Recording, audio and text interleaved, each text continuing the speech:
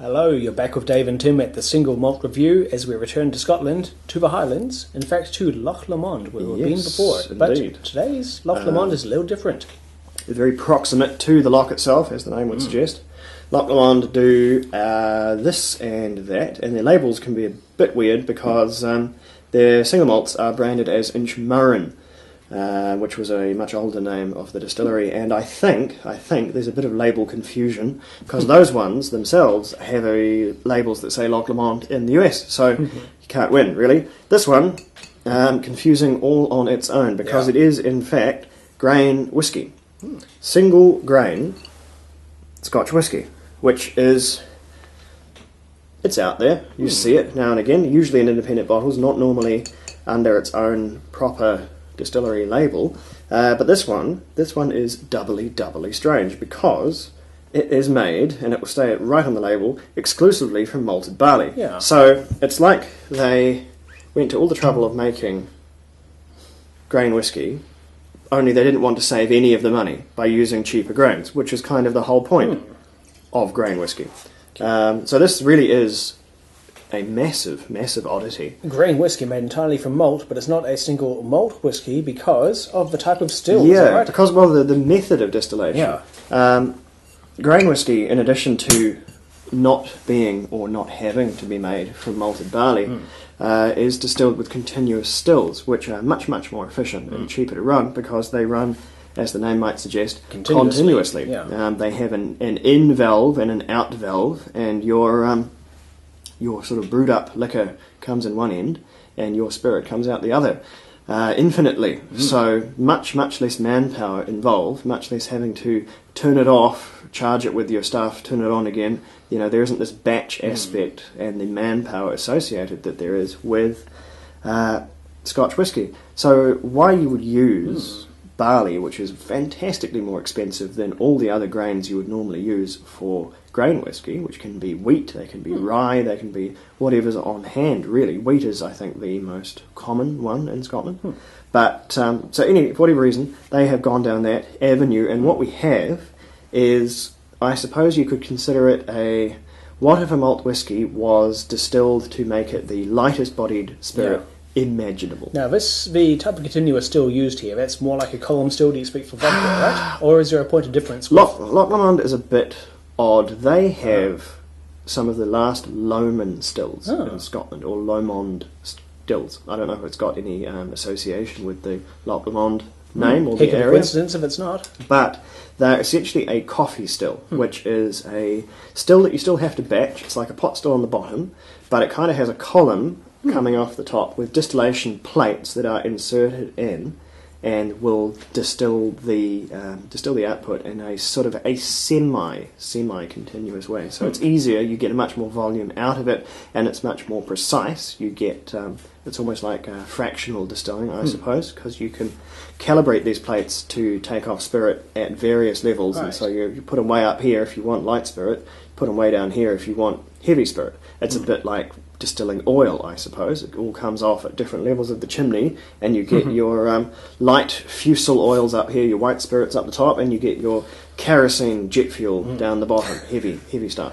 That in essence is what we're dealing with here. Whether there's any proper, real continuous column stills involved, I'm not sure. They do boast continuous distilling on the label, so yeah. Because we have in the past tried a column stilled malt spirit before. That was the Reed single malt vodka from New Zealand's own Cardrona distillery. I thought it was stunning. It's an outstanding vodka.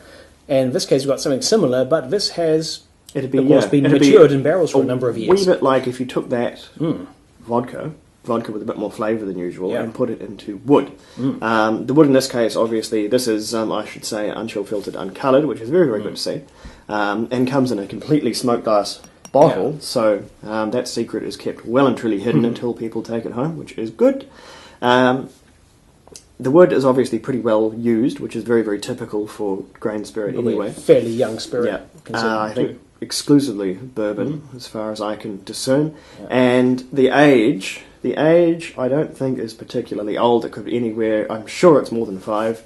It's probably hovering around 8 somewhere. There's probably a bit of 8, 10, 6, kind of comboed in there. No age on the bottle, so we'll just have to sort of use our imagination there. So, on the nose. Oh.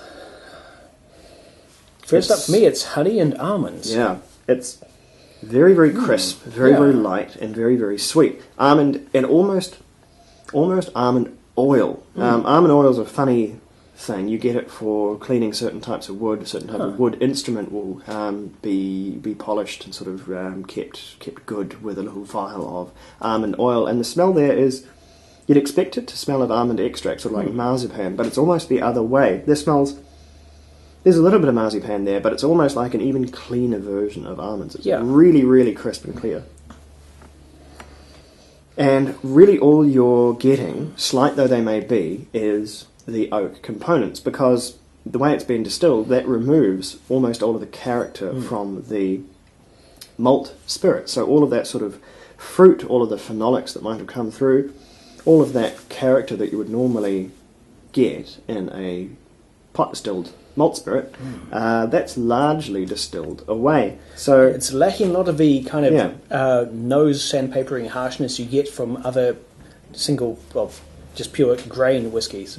But to make it even more confusing, it doesn't smell like grain whiskey, because grain whiskey is what you smell as if you stick your nose into a really cheap blend. You'll get that. It's difficult to describe. It's that grain whiskey smell. It has such a really distinct odour to it. It's young grain whiskey as well. It's a sharp, slightly rough, little bit industrial. And this has none of that, because it doesn't have any grains in it. Well, I guess barley is a grain. Malted grains, though. That's the one we're normally used to dealing with. So fairly soft, very, very understated, introverted, I suppose, nose there, very, very gentle. But I hear the internet asking, how does it taste? Oh, again, that is sweet. It's very, very fizzy. Sweet. A lot of almonds, again, but also a lot of wood. There's some sort of fresh oak taste there. A little dab of peanut butter, somehow. You just have a little bit of salt, a little bit of the oil you get from there's a little bit of nuttiness. There's a really sort of dry kind of... There's almost a fresh oak flavour in there, which is odd, because I'm certain there's no fresh oak involved. It's a very pleasantly woody, though. I like that. It's hugely light-bodied. We've tried light-bodied whiskies in the past. I think there was a 12-year-old, I think it was a Glen Ord that we tried, an independently bottled one, and that was probably the most spirit-driven, lightest-bodied whiskey we've ever encountered. And this is not even that, because this one has that really strong almond, and it has that sort of crisp, sugary, but fairly neutral sweetness. What it doesn't have any fruit. That fruit is that's what the pot distilled spirit really brings. That's the main thing it brings along, is that fruity goodness. And it's just markedly absent in here. Yeah, we've got nuts, got sweetness, a little bit of oil, salt and wood, but that's about it. It's a really narrow, very tightly defined set of flavours in here, which I think is, it's interesting. Yeah. It's laser focused on what it does. It's almost like a coconut ice, coconut rough kind of a thing. It's very, very sweet, but with these sort of bourbon matured flavours kind of around the outside. And that's really all there is to it. It's a laser beam of flavour. It sort of zaps across the tongue. Doesn't have a particularly complex finish. Doesn't have a particularly complex start. It's a very, very simple, easygoing, and I should say very, very cheap as well. Extremely cheap whiskey. And we are probably doing it wrong in that we are drinking it in the winter. It's perfectly pleasant, very, very enjoyable, but where this whiskey really shines is on a hot day with quite a lot of ice in the glass. It's an excellent whiskey for ice, because there's no complexity for the ice to flatten, but for a fresh whiskey, getting it nice and cool and dilute, having it almost as a longer drink, that just multiplies that freshness, and it really is quite superb if you're into that kind of thing. Despite only being 46%, there's a bit of a harshness and heat there, so to cut some of that, I've added a little water, which will emulate the effect of adding an ice cube, hopefully. So I'm going to see what has transpired. So to see what that does to it.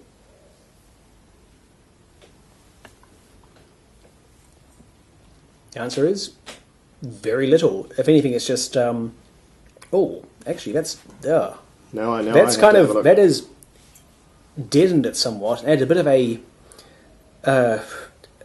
dankness is all I can think of. Just made me think of wet timber, a bit of bark.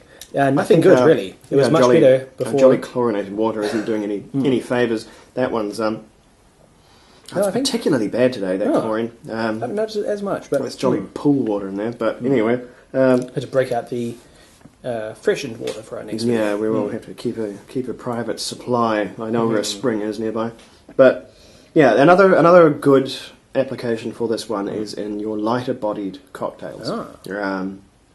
If you're into your whiskey cocktails, which I'm not particularly, that's bourbon for me. That's what that one is for. I think it usually goes better. But for a very, very light bodied cocktail, you could do worse for, say, a whiskey sour with this one. It has that good sort of just enough sweetness and just enough sort of full-bodied quality to it that it could sub in for your Jameson or something like that and make a little bit of a more interesting whiskey sour. Similarly, if you made a old-fashioned and went really, really damned easy on the Angostura bitters, I think that would come out really well also, because this will showcase any niche flavours. In that case, it would be the orange peel.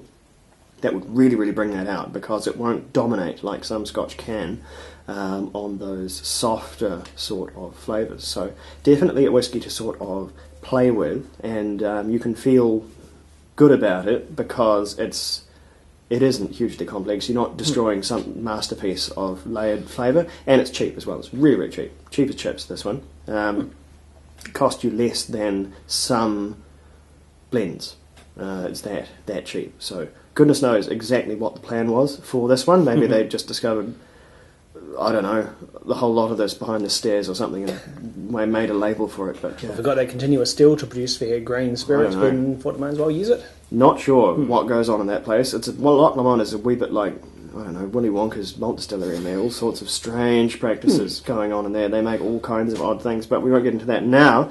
What I will do is give it scores, which aren't going to be astronomically high, but it's not really that kind of whiskey, and I'm torn whether to score it as a grain or as a malt, because it really, really is doing its damn best to sit on the fence there. I think I'll score it as a malt whiskey, because it is fundamentally, even though it says grain on the label and malt around the back, I'm going to go, it can play with the big boys, be a malt whiskey, and it's an 82 from me. Not bad at all, just not much of a think piece, I suppose. What do you think? I'm going to score it as a thing that I am trying and enjoying right now, and on that front it earns a solid 81. There's a lot going on here. It is a enjoyable and reasonably complex, if straightforward dram just by itself. It has some particular set of fairly quirky flavours. It sticks to those and delivers them in abundance. It's not going to be a flavour journey or a mind-expanding experience, but then it's not trying to be. It's just something a bit different, which brings different things to the table and brings different things to the fore. Yeah. So if you're looking for something, a wee bit more laid back, if you're looking for something that's not so much a flavour journey as a flavour walk around the block, then that's probably a good idea. I think there's some sun is sneaking in and blowing up the camera here on my face. I can feel it. So I'll intercept that, and we'll come back with something. It could be another trio. I can feel it building. We're going to do another look at an entire range. So buckle in for that one, and we'll buckle in over here. Slanger.